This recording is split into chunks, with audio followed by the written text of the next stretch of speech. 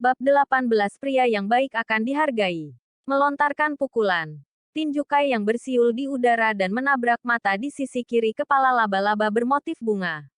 Saat tinjunya mengenai, itu menghancurkan dua mata. Laba-laba bermotif bunga ngeri.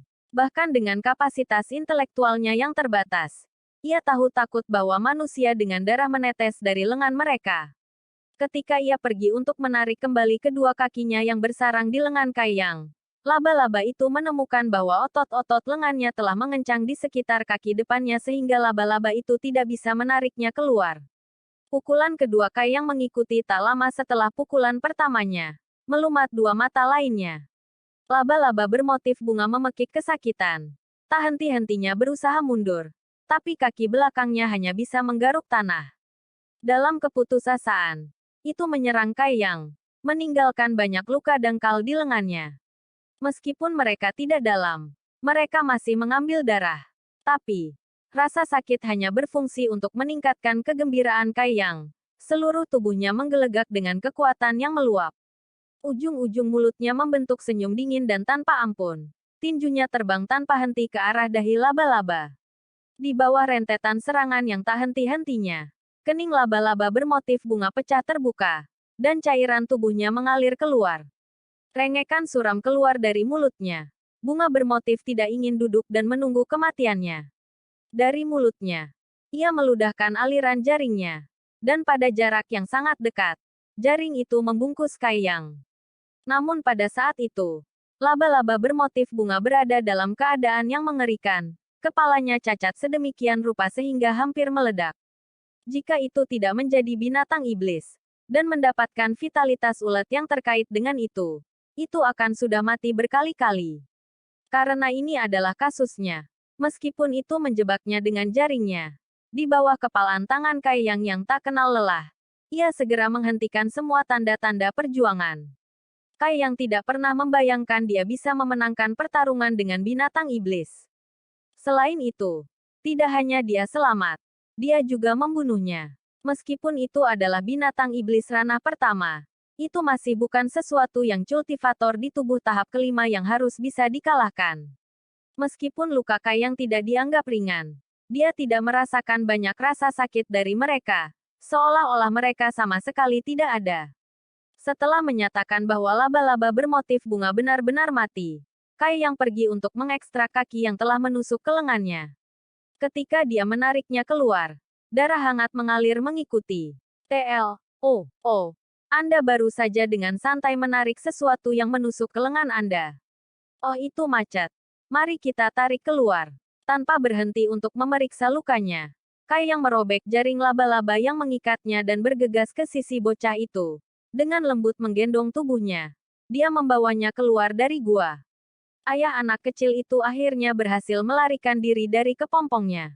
Dan tepat ketika dia bersiap untuk lari lebih jauh ke dalam gua, dia melihat Kai Yang bermandikan darah membawa putranya. Dia dengan cepat bertanya, apa yang terjadi padanya? Dia telah kehilangan banyak darah dan juga telah diracuni. Jawab Yang. Setelah mencapai pintu masuk gua, Kai Yang menempatkan anak kecil itu ke tanah dan berlari menuju tasnya yang jatuh.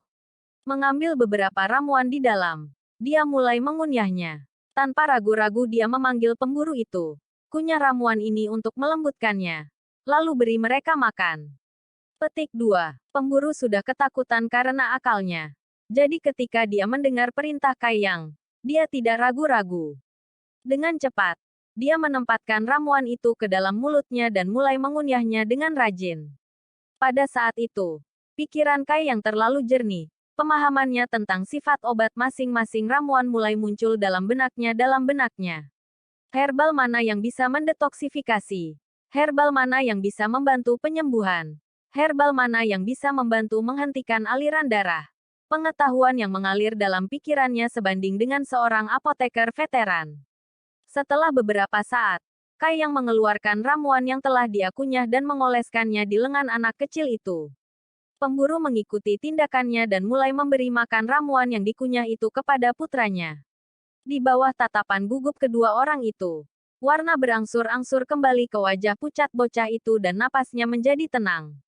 Pemburu akhirnya bisa melepaskan ketegangan di hatinya dan jatuh di pantatnya. Menangis keras dia berkata. Untungnya tidak ada yang terjadi. Untungnya tidak ada yang terjadi. Petik 2. Kai yang menuangkan air dingin pada harapan barunya yang ditemukan. Belum. Ramuanku hanya yang berlevel rendah dan hanya bisa mengurangi gejalanya. Anda harus meninggalkan gunung dan mencari dokter. Kalau tidak saya khawatir racunnya tidak akan bisa disembuhkan. Petik 2. Pemburu hanya bisa mendengarkan saran Kai Yang. Segera dia berkata. Kalau begitu aku akan pergi membawanya untuk mencari dokter sekarang. Petik 2. Tidak perlu terburu-buru, kata Kai Yang sambil mengulurkan tangannya untuk menghentikannya. Biarkan putramu stabil dulu. Lalu gerakan. Petik 2. Oh. Apa yang dikatakan penyelamat itu benar. Dengan bencana besar yang menimpa si pemburu, dia sudah lama kehilangan keberanian. Jadi, apapun kata Kai Yang, dia akan mengikuti. Setelah menjawab, dia ingat bahwa penyelamatnya juga terluka. Luka-lukanya tidak ringan. Jadi dia dengan cemas bertanya, Juru Selamat, apakah kamu tidak mau juga mengobati lukamu sendiri? Petik 2. Kai Yang menjawab, tidak perlu. Petik 2. Tapi kamu telah menumpahkan banyak darah. Bagaimana itu tidak apa-apa? Si pemburu menatapnya dengan kaget. Aku tidak tahu. Berdiri. Kai Yang melompat-lompat dengan lincah. Bahkan aku tidak tahu. Tapi aku merasa hebat. Petik 2. Dia tidak hanya merasa hebat, tetapi juga bersemangat. Kai Yang curiga semua ini entah bagaimana berhubungan dengan kerangka emasnya. Tetapi bagaimana dia bisa menjelaskannya kepada seorang pemburu sederhana. Saat dia memikirkan kembali pertarungan baru-baru ini, darah Kai Yang mulai mendidih sekali lagi. Itu adalah pertama kalinya dia berada dalam situasi hidup atau mati. Tetapi dia belum pernah mengalami sedikit pun rasa takut. Sebaliknya dia hanya merasakan kenikmatan ketika merasakan darah berceceran di sekelilingnya. Seperti itu adalah kejadian yang paling umum. TL, kelahiran iblis Asura, haus darah, Raja Iblis. Itu benar. Harap tunggu sebentar. Saya akan segera kembali. Saat dia mengambil tasnya, Kai Yang sekali lagi bergegas ke gua. Pemburu mengira dia pergi untuk memilah mayat binatang iblis. Tapi bukan itu. Meskipun laba-laba bermotif bunga adalah binatang iblis, mayatnya tidak memiliki nilai apapun, itu terlalu rendah levelnya. Tujuan Kai Yang adalah untuk memetik tumbuh-tumbuhan di dalam gua. Sebelum memulai pertarungannya dengan laba-laba bermotif bunga, ia telah menemukan sejumlah besar bunga berwarna ungu. Sebelumnya dia tidak punya waktu untuk memeriksa mereka. Tetapi sekarang dia berpikir kembali kepada mereka. Semangatnya tidak bisa membantu tetapi bangkit. Jika dia tidak melihat secara salah, bunga-bunga berwarna ungu itu sebenarnya adalah 3 bunga roh daun berdaun yang sangat dia butuhkan. TL. Ini dia keberuntungan sia-sianya. 3 bunga roh daun berdaun tumbuh di tempat-tempat gelap dan lembab dengan banyak mayat. Menjadikan gua ini lingkungan yang ideal bagi mereka untuk tumbuh. Dengan hatinya penuh antisipasi saat memasuki gua, Kai Yang hampir tertawa. Seperti itulah kegembiraannya. Membantu orang lain benar-benar memberi Anda imbalan. Tampaknya perkataan ini benar. Jika dia tidak datang untuk menyelamatkan pasangan ayah dan anak, maka dia tidak akan pernah menemukan ramuan yang dia cari. Hamparan luas bunga ungu di depannya benar-benar adalah 3 bunga roh berdaun 3. Plus, tampaknya ada banyak sekali. Hitungan cepat menunjukkan setidaknya ada 30 hingga 40 bunga ini. Bunga-bunga ungu kecil ini, semua berkumpul bersama akan membuat siapapun yang melihatnya merasa senang. Tanpa basa-basi lagi, Kai Yang buru-buru mengeluarkan sekopnya dan mulai memanen herbal ini. Sementara dia menyibukkan diri, hati Kai Yang lebih dari puas. Tepat ketika dia bersiap untuk meninggalkan gua, Kai Yang menemukan tanaman seperti jamur merah di sudut gua. Keingintahuannya terusik. Kai Yang berjalan ke arah itu untuk memeriksanya dengan cermat. Benda ini seukuran mangkuk, merah tua dan seperti jamur atau jamur. Kai Yang tidak mengenali hal ini, karena tidak disebutkan dalam buku kecil yang diberikan bendahara Meng kepadanya. Mungkinkah itu harta yang tak ternilai? Menggulung lengan bajunya, Kai Yang pergi untuk mengambil jamur seperti tanaman. Mengenai masalah identitasnya, dia bisa mengerjakannya nanti. Toh itu tidak akan memakan banyak ruang. Pada saat Kai Yang keluar dari gua, tasnya sudah terisi penuh. Ayo pergi. Aku akan turun gunung bersamamu. Kai yang memberi tahu si pemburu. Memperlakukannya seperti sederajat. Banyak terima kasih kepada penyelamat. Pemburu itu meneteskan air mata. Karena dia tahu bahwa Kai yang khawatir mereka akan menghadapi lebih banyak bahaya dalam perjalanan keluar. Itu sebabnya dia mengikuti mereka. Kami kebetulan menempuh jalur yang sama. Tidak perlu berterima kasih. Kai yang menjawab dengan rendah hati. Dan mereka bertiga dengan cepat turun gunung. Menjelang sore mereka tiba kembali di kota. Dan dalam kegelapan, mereka mencari rumah dokter. Bab 19 Sumu datang. Mencari masalah. Bahkan setelah menenangkan anak kecil itu, Kai yang tidak terburu-buru untuk pergi. Lagi pula, malam itu, bocah laki-laki itu telah memberinya beberapa jatahnya. Jadi dia harus tinggal sampai bocah itu membuka matanya. Hanya setelah itu hatinya akan tenang. Di dalam, si pemburu mondar-mandir dengan gelisah, khawatir tentang putranya. Tak lama, dokter mengusirnya, mengatakan dia terlalu berisik. Dokter Chu berkata beruntung kita melakukan perawatan darurat. Kalau tidak, anak saya akan benar-benar kehilangan nyawanya. Juru selamat, belas kasih dan kebaikanmu. Aku tidak akan pernah bisa membalas.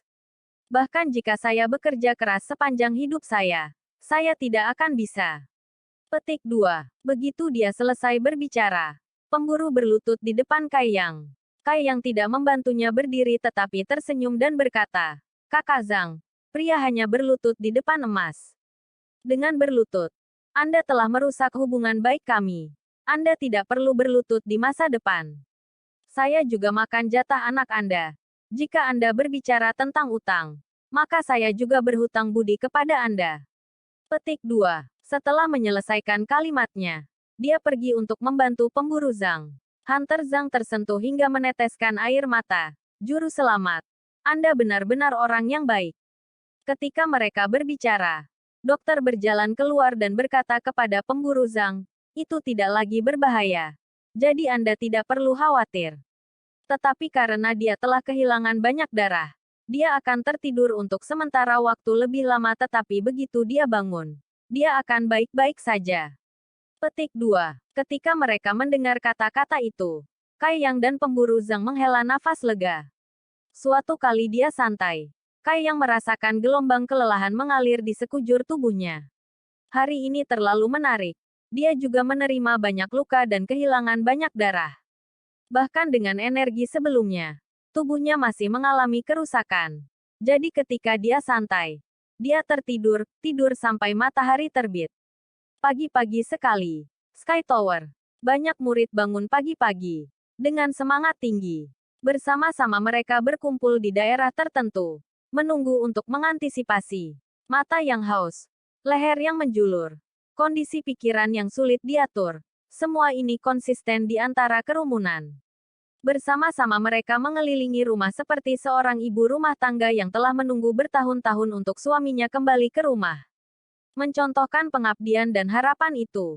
Dengan berlalunya waktu, jumlah orang yang berkumpul secara bertahap meningkat. Sepertinya mereka terhubung secara telepati. Semua orang memalingkan kepala pada saat yang sama untuk melihat satu tempat. Tempat itu adalah jalan setapak menuju kediaman Kai Yang, sebuah pondok kecil. Hari ini adalah hari di mana mereka bisa sekali lagi menantang Kai Yang. Ini setara dengan kotak poin kontribusi gratis. Bagaimana mungkin para murid ini melepaskan kesempatan emas ini? Beberapa orang mengasihani keadaan Kai Yang, karena setiap 5 hari ia ditantang dan dipukuli hingga babak belur. Ini benar-benar agak terlalu brutal. Namun simpati saja tidak dapat membantu Kai Yang. Bahkan jika mereka tidak menantangnya, banyak orang lain akan dengan senang hati mengambil tempat mereka. Pada akhirnya, dia masih akan dipukuli sampai jadi bubur. Jadi mereka mungkin juga melakukannya sendiri. Setidaknya mereka bisa meringankannya. Ketika mereka memikirkannya seperti itu, mereka semua datang untuk mencoba keberuntungan mereka. Jika dia memilihku, aku pasti akan memukulnya dengan ringan. Jadi dia tidak akan terluka terlalu parah.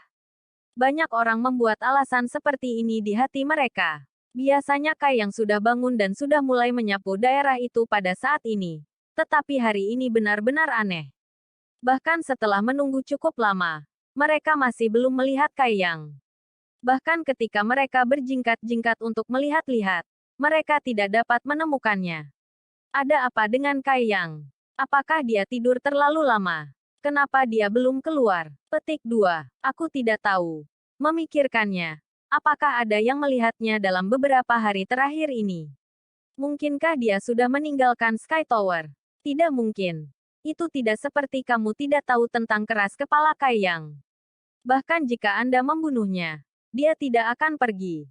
Jika dia benar-benar ingin pergi, dia akan pergi beberapa bulan yang lalu, ketika dia menjadi murid pengadilan.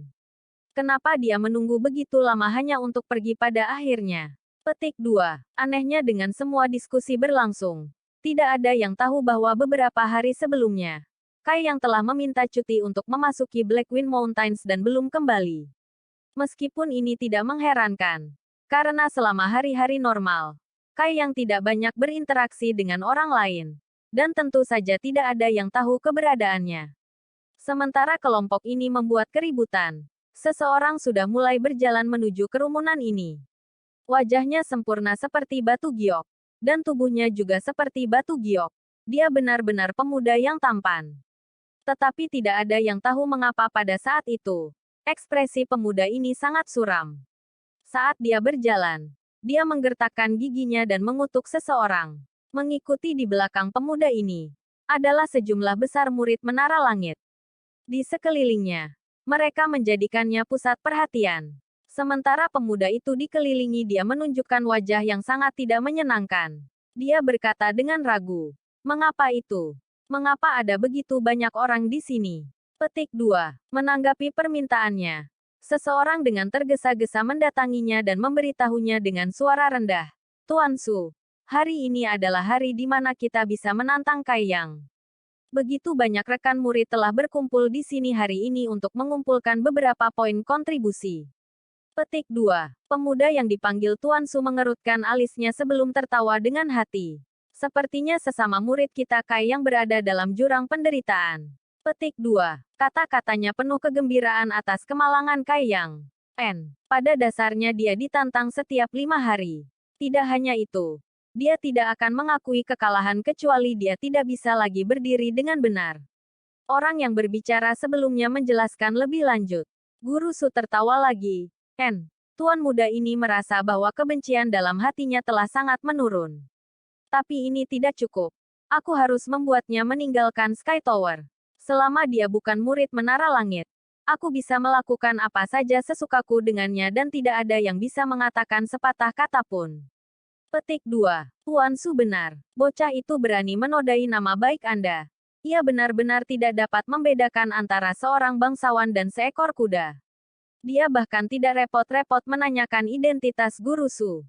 Dia terlalu sombong. Petik 2. Berciuman dengan pantat ini membuat Guru Su merasa jauh lebih baik, menyebabkannya berulang kali menganggukkan kepalanya.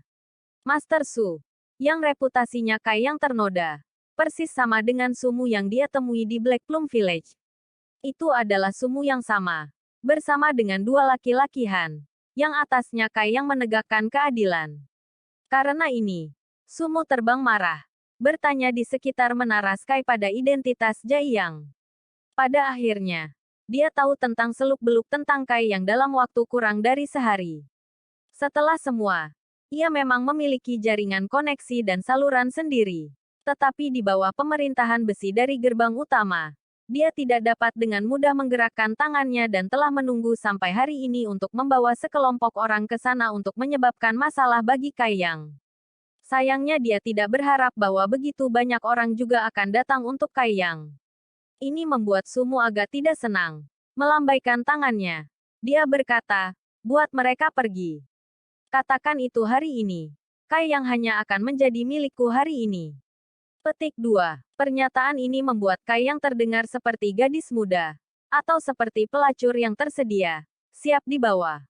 Orang di sebelahnya segera berjalan ke kerumunan, menangkupkan tangannya dan berkata, "Rekan-rekan murid, pertempuran hari ini dengan Kaiyang, Master Su telah memesannya.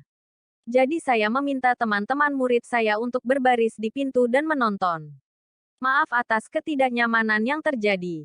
Petik 2. Pengumuman ini mengejutkan banyak orang. Mereka semua berpaling kepada Sumu dengan bingung dan bertanya, mengapa kita harus?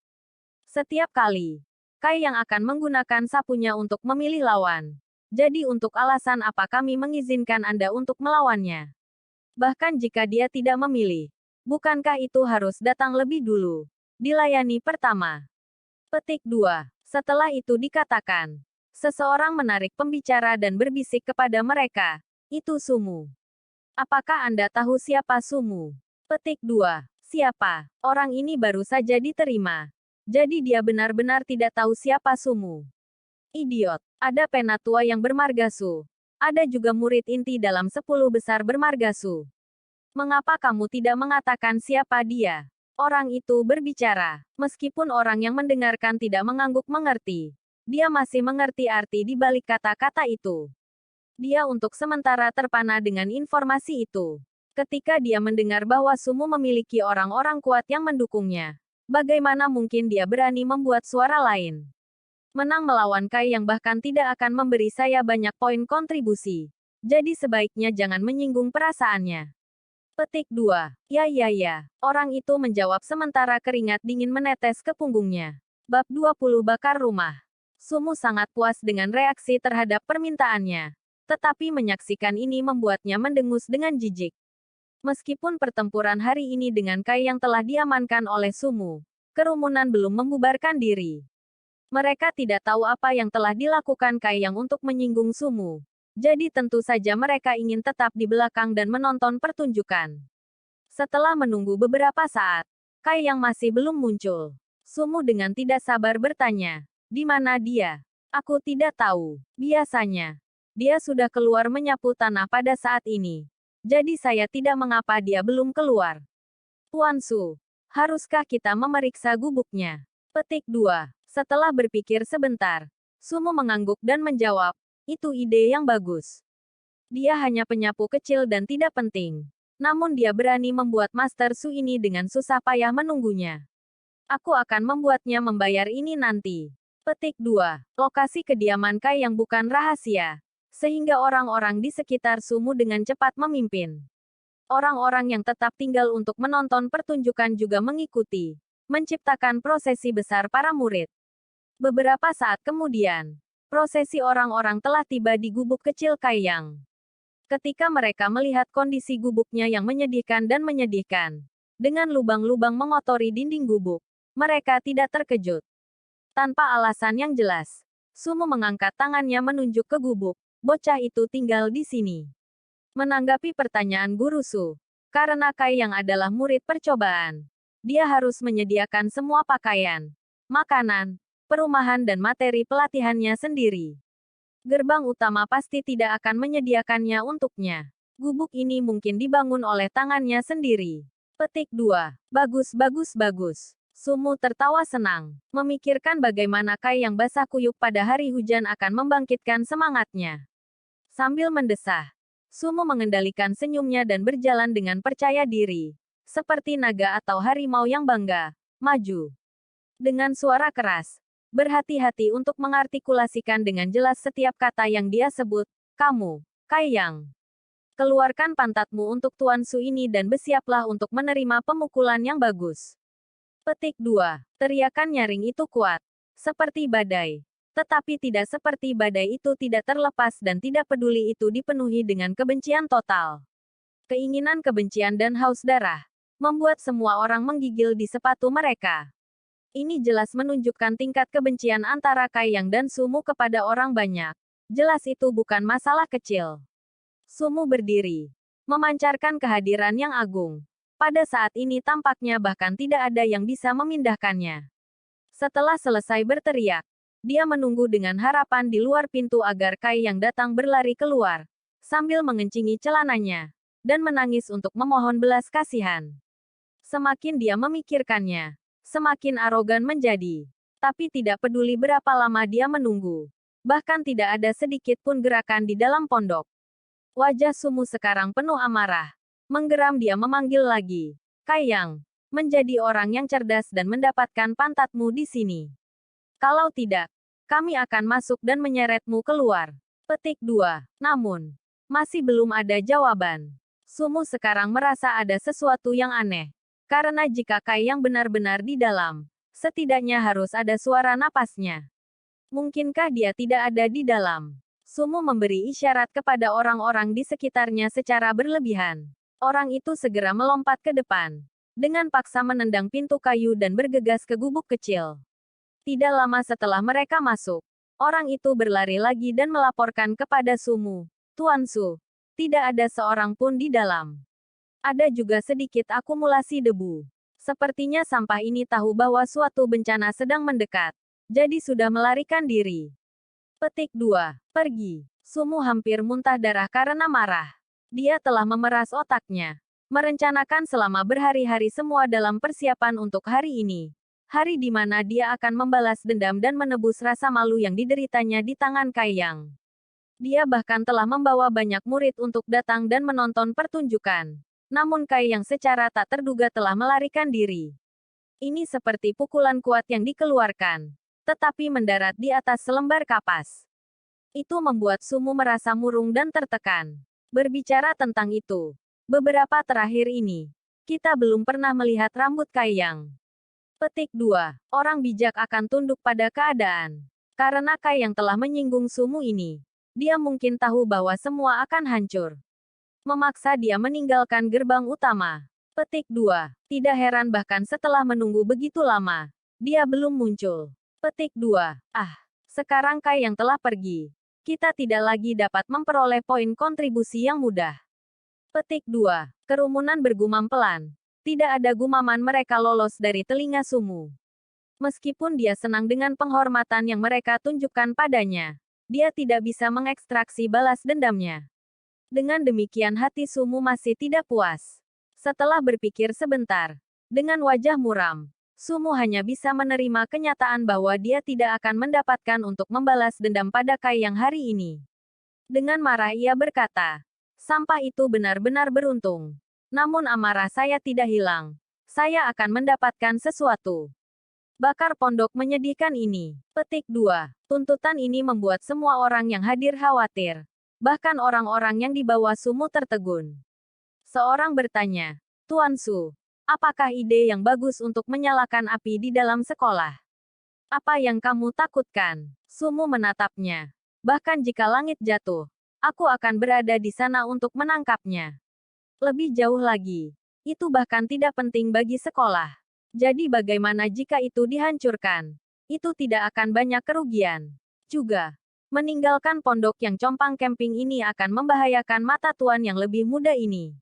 Petik 2. Mendengar dia mengatakan itu, mengusir kekhawatiran di dalam hati mereka. Dengan Tuan Su yang mendukung mereka, membakar pondok ini bukan apa-apa. Sebelum mereka menyalakan api, beberapa pergi mencari rumput kering untuk digunakan sebagai kayu bakar. Setelah beberapa saat, semuanya disiapkan. Sambil nyengir, Sumu menyalakan obor. Nyala api itu mengubah wajahnya menjadi sangat jahat. Kai Yang, aku memperingatkanmu untuk tidak membiarkanku melihat wajahmu di masa depan. Kalau tidak, aku tidak akan membiarkanmu hidup atau mati, kata Sumu sambil menggertakkan giginya. Saat dia bersiap untuk melemparkan obor ke dalam gubuk, seseorang di sampingnya menepuk pundaknya dan sambil melepaskan aura haus darah bertanya kepadanya, untuk apa ini? Sumu bahkan tidak perlu berpikir sebelum menjawab, membakar rumah. Petik 2. Mengapa kamu membakar rumahku? Suara orang itu membawa sedikit kemarahan. Rumahmu. Sumu mengerutkan bibirnya dengan galak dan menoleh.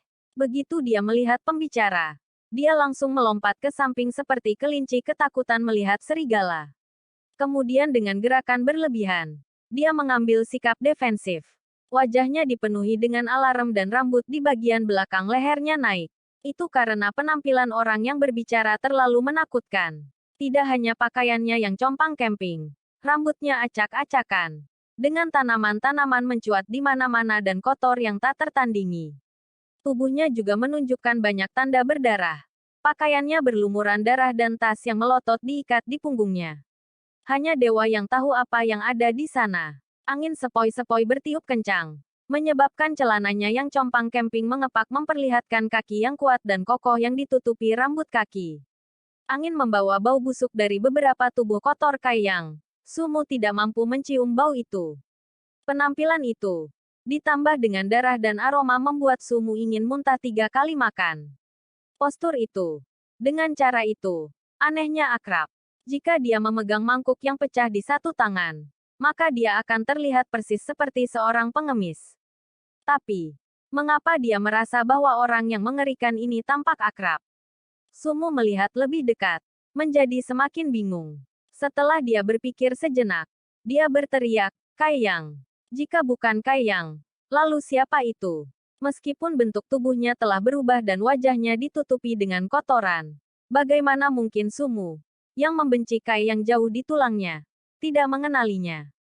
Jika dia bisa, dia tidak mengenalinya lalu siapa yang bisa? Kai Yang juga mengakui Sumu. Sambil menyeringai lebar, dia mengungkapkan satu set gigi putih gading. Jika bukan sesama murid Su yang berani mencoba menjebak orang lain di Black Plum Village. Suara yang mengatakan itu penuh ejekan. Mengubah wajah putih Sumu menjadi merah tua.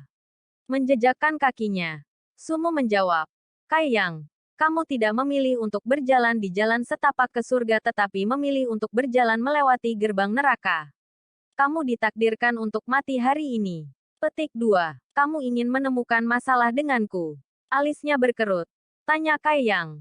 Omong kosong. Teriak Sumu dengan bangga. Kamu pikir aku datang untuk melihatmu. Jika Anda memiliki sesuatu untuk diselesaikan dengan saya, datang dan temukan saya.